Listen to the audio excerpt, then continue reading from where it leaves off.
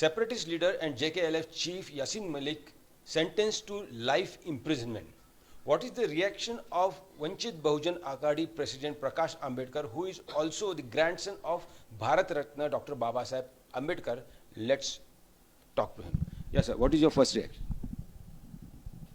The reaction is that he has been convicted under those sections and act which are supposed to be non-existent in law.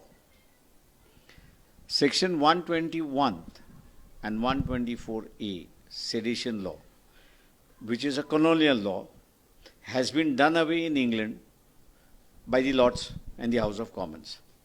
Subclause 4 and subclause 7 have been deleted by the 44th Amendment by the Parliament. Today, there is no subclause 4 and there is no subclause 7. Subclause 4 says what comes under prevention detention, and section 7 prescribes the punishment. When these two subclasses are not there in the Constitution, the Prevention Act of 1967 itself is set aside by the Parliament, and it cannot be implemented by any court of law because the law does not exist as on today. But so what happens to all the violence wherein Yasin Malik has been charged for, wherein many people lost their life? The question is basically not only in Kashmir but in rest of India also, people have lost life due to bomb blast. Whether they have been carried out by the Indians or whether they have been carried out by external agencies is a question that needs that which the court will have to decide.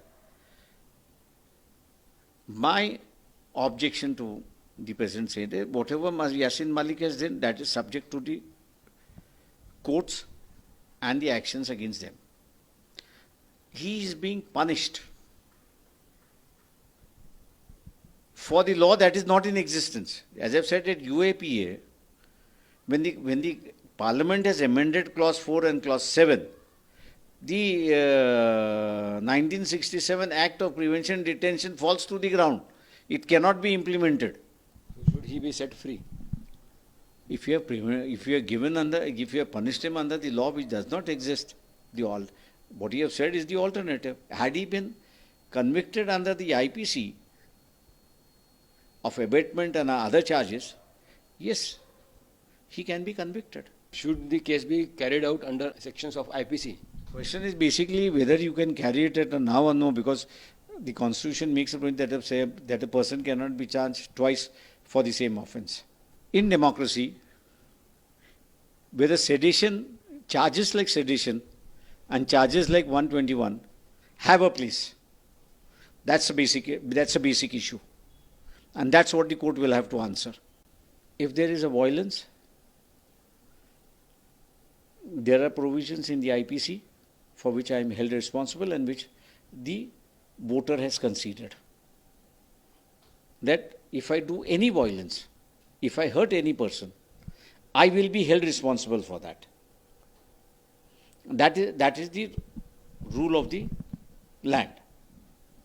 Now here what we are linking up is that he has revolted against the government of the day. In that revolt, whether he has personally revolted or whether he has incited, that's where the court will have to decide. And by deciding, they have taken the help of UAPA. What I'm mentioning is that UAPA as law cannot stand in view of the 44th Constitutional Amendment, wherein subclause 4 and subclause 7 of Article 22 has been deleted by the Parliament. Therefore, the powers to legislate on preventive detention has been done away by Parliament. Therefore, any earlier law made by the Parliament, that also goes along with the amendment. Therefore, today there is no law on preventive detention. Today people have absolute faith in the judiciary, and therefore I'm requesting the judiciary to examine what I am saying, that when subclause 4 and subclause 7 of Article 22 has been deleted by the Parliament, what is the consequences of UAPA? According to my legal knowledge, that acts goes away. It cannot stand and cannot be implemented by the courts. So you have heard questions are being raised by Prakash Ambedkar on the punishment given to Yasin Malik because sections of UAPA have been given away long back by the parliament. With Cameron Gopal Harne, this is Pankaj Khelkar in Pune for India Today.